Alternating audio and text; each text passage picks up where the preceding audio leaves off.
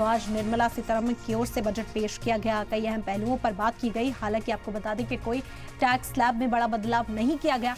खवातीन पर एम्फेसिस इस बजट में देखने को मिला। साथ ही साथ जो स्टार्टअप्स हैं उनके लिए 1 साल टैक्स की छूट और बढ़ा दी गई है।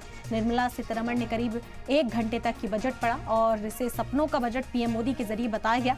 उन्होंने कहा कि खवातीन पर खास तवज्जो दी गई है इस बार भी। हालांकि अपोजिशन की ओर से तीखे रद्द-ए-अमल सामने आ रहे हैं। फारूक अब्दुल्ला की ओर से कहा गया कि कुछ भी खास इस बजट में नहीं था। अखिलेश यादव ने भी निशाना साधा मरकजी हुकूमत पर। अखिलेश यादव की ओर से कहा गया कि ये विदाई बजट है। वहीं कांग्रेस ने भी इसे मायूस करने वाला बजट बताया।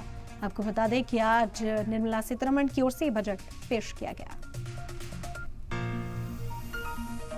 Blue Economy 2.0 for promoting climate resilient activities for Blue Economy 2.0, a scheme for restoration and adaptation measures and coastal aquaculture and mariculture with integrated and multi-sectoral approach will be launched.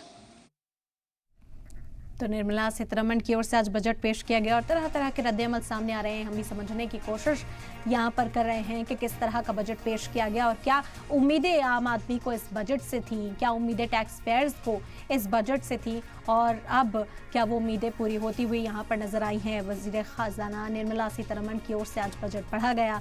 तकरीबन 1 घंटे ये budget पेश किया गया और उसके बाद PM Modi ने इसे ख्वाबों का बजट, इसे सपनों का बजट बताया और सभी को मुबारकबाद पेश की। खुसूसी तौर पर यहाँ खवातीन का जिक्र किया गया था। खास मेहमान इस वक्त हमारे साथ जुड़ गए हैं, उनका तारुफ आपसे करा देते हैं और उन्हीं के साथ चर्चा करते हैं इस बजट को लेकर। वेद जैन साहब इस वक्त हमारे साथ जुड़ गए हैं, फॉर्मर प्रेसिडेंट ICAI। खैर मकदम है, सलाम टीवी को वक्त देने के लिए बेहद शुक्रिया आपका। सबसे पहले रिएक्शन चाहेंगे बजट पर, कैसे आप देखते हैं? देखिए, बजट वित्त मंत्री जी ने, यह अंतरिम बजट था, तो अपनी तरफ से तो उन्होंने बजट अच्छा पेश किया है, अच्छी स्कीमों की घोषणाएं की हैं। लेकिन जैसे आपने कहा, टैक्स पेयर के मन में हमेशा बजट से कुछ ना कुछ उम्मीदें होती हैं, टैक्स में छूट होती हैं। तो वित्त मंत्री जी ने अंतरिम बजट देखते हुए टैक्स पेयर को कोई छूट नहीं दी, तो थोड़ी मायूसी है टैक्स पेयर में कि उनकी कंसेशन नहीं मिली है। मैं ये उनका मेन मुद्दा लोगों को टैक्स पेयर का रहता है। एक छोटी उन्होंने कंसेशन दे दी है थोड़ी सी। उन्होंने कहा है कि जो पुरानी टैक्स के डिस्प्यूट और डिमांड है 2010 से पहले और वो 25,000 रुपए से कम है, तो शायद उसमें उनको कोई लोगों को रिकवरी का पैसे नहीं देने पड़ेंगे। और इसी तरह से 2014-15 तक 10,000 रुपए तक का कोई डिस्प्यूट है तो उसकी वो शायद टैक्स पैसे नहीं देने पड़ेंगे। तो ये एक उन्होंने बुक कीपिंग, बुक क्लीनिंग का जो एक्सरसाइज है वो की है। बाकी इनकम टैक्स में उन्होंने किसी भी तरह की छूट नहीं की है।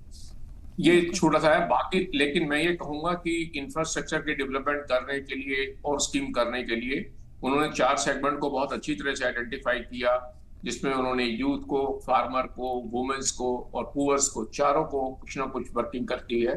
इंफ्रास्ट्रक्चर डेवलपमेंट के लिए भी बहुत सारी कोशिशें की हैं और रेलवेज के लिए भी अनाउंस किया है, स्पेशल कॉरिडोर्स की बातें की हैं, वैगन्स को, वंदे भारत वैगन के नए वैगन बनाने की बातें की हैं, पोर्ट्स की भी अच्छी बातें की हैं, टूरिज्म को डेवलप करने के लिए यूनिक सेंटर, आइकॉनिक सेंटर बनाने की भी बातें की हैं।